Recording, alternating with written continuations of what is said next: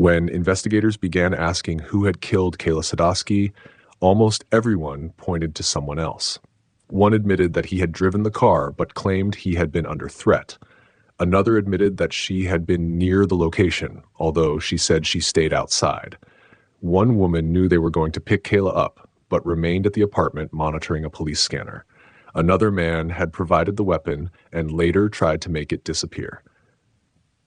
Each of them accepted a small part.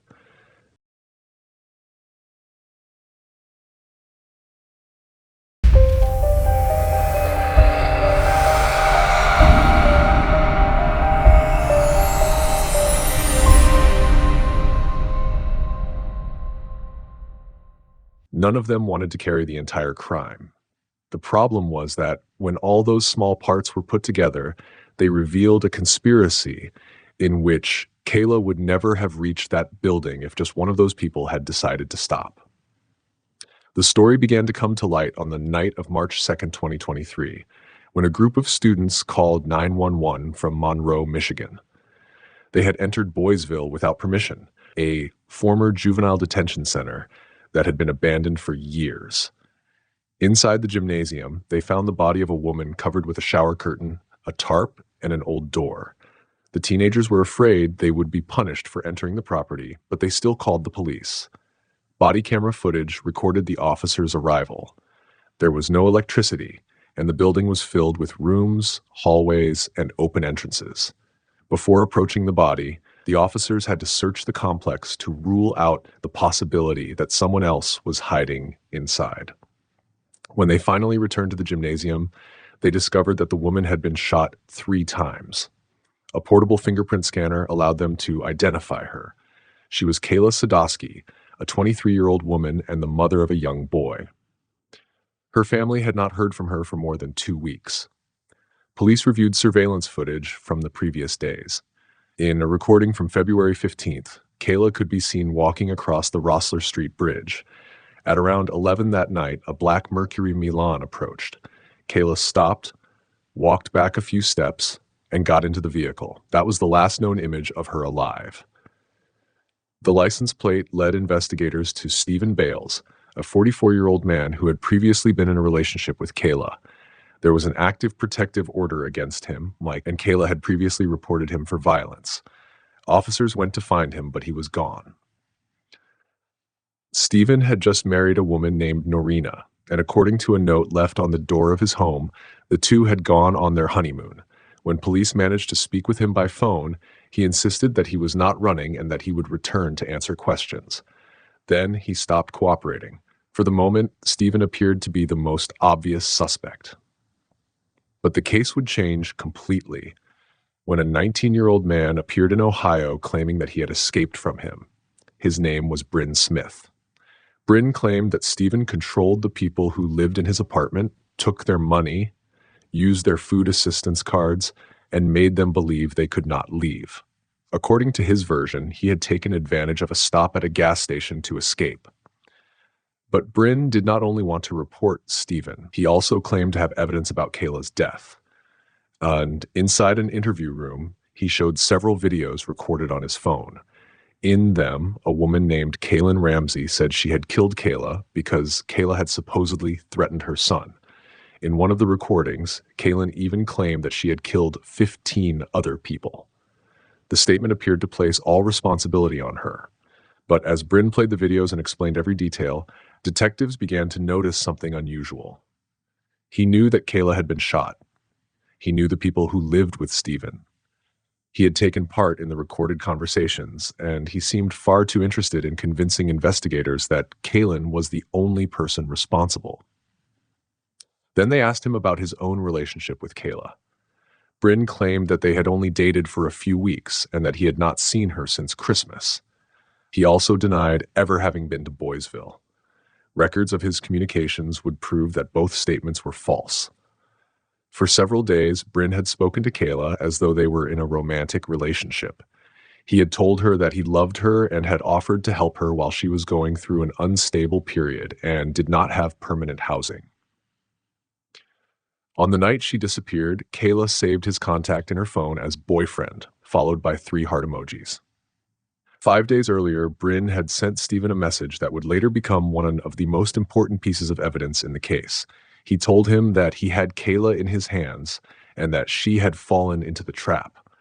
Stephen responded with laughter. The man who had come to police, presenting himself as a witness, was also the person who had created the connection necessary to get close to Kayla. Records established that Brin was driving the Mercury Milan seen on surveillance footage. Investigators concluded that he picked her up and took her to Boysville. Brin would insist that he acted under threat. But the messages showed that his communication with Kayla had begun several days earlier and that Stephen knew about the deception. When detectives interviewed Kaylyn Ramsey, she began by denying any conflict with Kayla. She described her as a former friend and claimed she knew nothing about her death. However, during the conversation, she placed what happened around Valentine's Day, a date that had not yet been released publicly. Then investigators showed her the recordings Brin had provided. Kaylyn said Stephen and Brin had forced her to make those statements in order to frame her. At first, she claimed she knew nothing. Then she said Stephen had returned to the apartment during the early morning hours and confessed that he had killed Kayla. When detectives asked her to explain all the contradictions from the beginning, she ended the interview. By that point, there was no longer a single version of the crime. There were several people trying to place responsibility on someone else. Police began examining the apartment where Stephen, Noreena, Brin, Kaylyn, Sierra Bemis, and other people had been living. It was a small space that had housed as many as 8 occupants. Stephen used the nickname Grim. He called his wife Lady Death. A notebook contained references to a group known as the Reapers. Some members described Stephen as a controlling figure who offered housing to vulnerable people and then took control of their income, their cards, and their decisions. But that dynamic alone did not explain what had happened to Kayla. Investigators needed to know what each person had done. Sierra Bemis began by saying she was being falsely accused. She later admitted that she had gone to Boysville. She claimed that she remained inside a vehicle and heard gunshots. According to her statement, the plan was for Brin to bring Kayla to the location. Sierra also identified Stephen as the person who had pushed the idea forward and said Kaylyn had participated directly. Her version also implicated Alexander Facco, the man who had allegedly provided the weapon. When police interviewed Alexander, he eventually admitted that he had supplied a .22 caliber handgun and later tried to get rid of it. First, he buried it, and then he threw it into someone else's trash. His search history showed that after Kayla's death, he had researched how to destroy DNA and what it meant to be charged as an accessory after a crime. Noreena, Stephen's wife, was not inside Boysville that night either, but she admitted that she knew the group was going to pick up Kayla and that she remained at the apartment monitoring a police scanner. Her role was to warn them if police were approaching.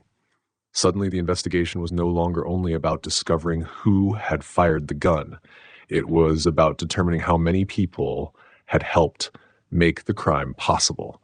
Physical evidence began connecting the statements to the records. Inside Stephen's Mercury Milan, investigators found candles similar to the one beside Kayla's body. They also found a lotion that matched the oily substance found on her legs. Phone records showed communications between the people involved during the hours surrounding the crime. Surveillance footage showed the vehicle. The messages proved the deception. The statements revealed that several people knew about the plan before Kayla reached Boysville. And every new interview left less room for anyone to claim that the entire crime had been the work of one person. While his former companions began talking, Stephen and Noreena remained outside Michigan. They were eventually located in North Carolina. Stephen barricaded himself inside a home and refused to come out. A SWAT team surrounded the property and used tear gas to force him to surrender. Inside the interview room, Stephen denied taking part in the planning or in Kayla's death. He acknowledged that they had had a troubled relationship, but claimed he did not know when the crime had occurred. However, while trying to defend Brin, he referred to his own location during the period when Kayla had been killed, even though the exact date had not been released publicly. Then detectives told him they had digital conversations connecting him and Brin to Boysville that night. Stephen asked for a lawyer. The investigation did not obtain a complete confession. It also never produced one single consistent account of what happened inside the building. But it already had something stronger than a confession. It had messages, surveillance footage, phone records, physical evidence, internet searches, statements containing details that had not been made public, and several members of the group willing to testify against Stephen. Alexander Facco pleaded guilty to charges related to the cover-up and received a sentence of 5 to 10 years. Sierra Bemis and Noreena Bales accepted responsibility for second-degree murder and received sentences of several decades. Brin Smith and Kaylyn Ramsey were sentenced to between 40 and 60 years in prison. Kaylyn's claims about 15 other murders were never confirmed. Stephen Bales went to trial. Alexander, Sierra, and Noreena testified against him. After approximately 1 hour of deliberation, the jury found him guilty of first-degree murder and conspiracy to commit murder. He was sentenced to life in prison without the possibility of parole. For months, each person involved tried to explain why their part had been less important. Brin had created the connection and driven the vehicle, but claimed he had been threatened. Sierra had been at the location, although she said she remained outside. Noreena knew about the plan and monitored the scanner, but never left the apartment. Alexander provided the weapon and tried to hide it, although he was not present during the shooting. Kaylyn and Stephen accused each other directly or indirectly while denying that they were the main person responsible. None of them had carried out exactly the same action. But the crime needed a false relationship to get close to Kayla. It needed a vehicle to transport her. It needed an isolated location. It needed a weapon. It needed surveillance. And it needed several people to know what was happening without trying to stop it. Kayla was murdered in a single night. But the crime was built over several days through separate decisions that each person responsible tried to present as a minor role when viewed individually. The evidence showed something different. Not everyone has to pull the trigger. Sometimes to destroy a life, it is enough for each person to agree to do only one part.